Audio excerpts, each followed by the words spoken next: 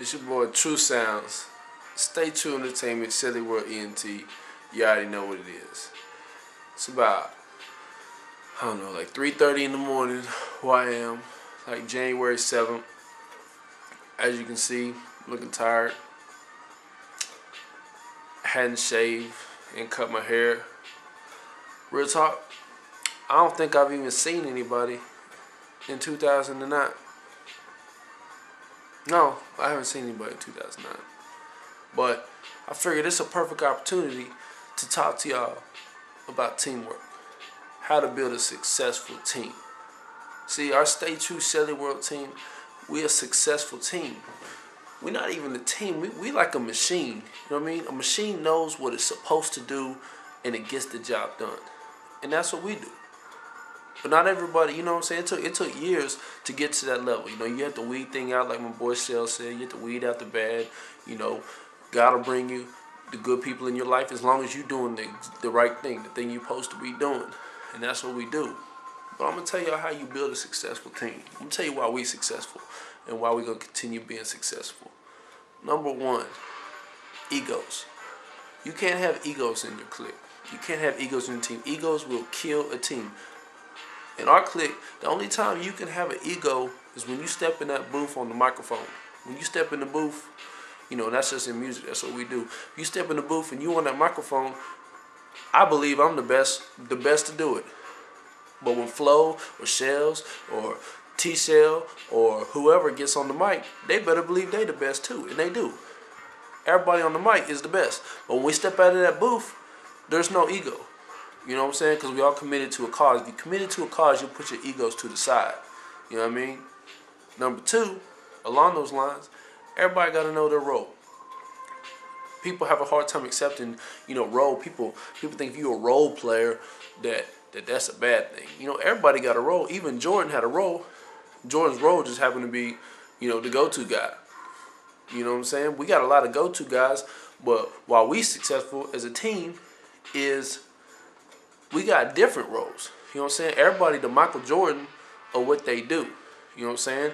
And then in another respect, they may be the Pippen or the Rodman or something like that. You know what I'm saying? But you got to know your role. You got to know what you're good at, and you got to be the best at it. You know what I'm saying? But you got to have a team that is diverse and everybody is, you know, balling at something. You know what I mean? If you got too many people doing the same thing, I don't care who you are, your egos will come into play, and that's going to destroy your team. You know what I'm saying? And everything you do, make sure you're the best at something and make sure somebody else is better at something else so you can learn from them. Everybody's coming up together and y'all helping each other. You know what I'm saying? Next, you got to be a maniac. You really got to be a maniac. When I say you got to be a maniac, I ain't talking just being all crazy and talking crazy. I'm talking about your hustle, your grind. When people look at how hard you working, they got to say, man, he's borderline crazy. He ain't sleeping, what, 35, 36, 37 hours or something like that? He's crazy. He's crazy. You know what I'm saying? But the people that's on the sideline calling you crazy are going to be the same people that's at your shows or, you know, if you run a business, buying your products, you know, things like that. Because you were the crazy dude that's out there putting in the time to do the things that you need to do. So you gotta be a maniac. You gotta be crazy. Next. And this all ties back into the ego. Like I said, we're a machine. Everything works together. You know what I'm saying? Criticism. You got to be able to take criticism. Part of it has to do with when you have a good team and you know you can trust your team. You know you're not going to let your team down, but you trust that your team ain't going to be made up of yes men. You know what I'm saying? If you have a lot of yes men telling you, oh yeah, that's hot, that's hot, that's hot, that's hot, you're never going to succeed. Not everybody does everything perfect. You got to be able to take criticism. You know what I'm saying? Like I relate everything to music because that's what we do. If I step in the booth and I spit a whack verse, hypothetically, if I spit a whack verse, I trust that my team was going to tell me, true, that ain't it. And you know what I'm going to do? Step out of the booth, rewrite my verse, get back here and spit it because it's all about the cause and it's all about the team. So you got to be able to take criticism. Don't have an ego, take criticism. It's good for you. It's a good thing. People that care about you tell you things to help you. Now, if you're a hater just talking about, that sucks. You see, here's the thing about me. You can tell me whatever I'm doing is sorry. You can tell me it's horrible. You can tell me it's pathetic. As long as you can tell me why. Telling me that my rap sucks doesn't do anything for me. you say, hey, I wasn't feeling that verse because, you know, I didn't like your style, or I didn't like your wordplay, or something like that. You know, then I can look at it and be like, okay, you know, that's what's up. But if you're just saying, that's sorry, that sucks, that's trash, that's not helping nobody. That's just a hater. You know what I'm saying? But hater's not a bad thing. There's one thing you can hate. Two things. Two things you can hate. You can hate sleep, and you can hate the clock. I hate to go to sleep.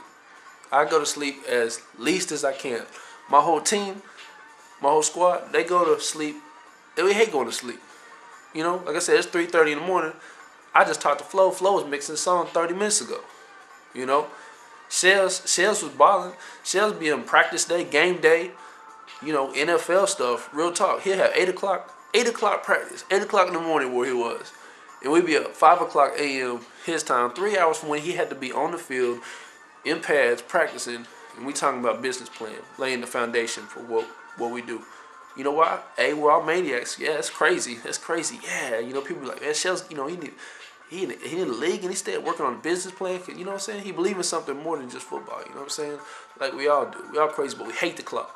We hate sleep. Hate the clock. I hate that there's only 24 hours in the day. But you know what? That's how many God put in the day. So I make the absolute most of them, and so does my team. But finally, if you want to be successful, it's all about your communication. Your communication is everything. 99, I'm not going to say 100, 99% of clicks, teams, everything falls because of improper communication. Hey, somebody didn't relay something to somebody else and they felt they were left out, and then their ego, you notice I keep bringing that word back. It's not that I'm repeating myself, I'm trying to get through to some of y'all. Their ego gets back in the way. You know what I'm saying? Or somebody drops the ball because they weren't told proper information. Our team, our squad, flawless communication. Like y'all see that Verizon commercial? They based that Verizon team, that whole commercial, that whole concept they got was based off of shellyworld Stay True team. Because they saw we have flawless communication. We everywhere. And everybody hear us now. If you don't hear us now, I don't know where you at. Because we everywhere. We styling on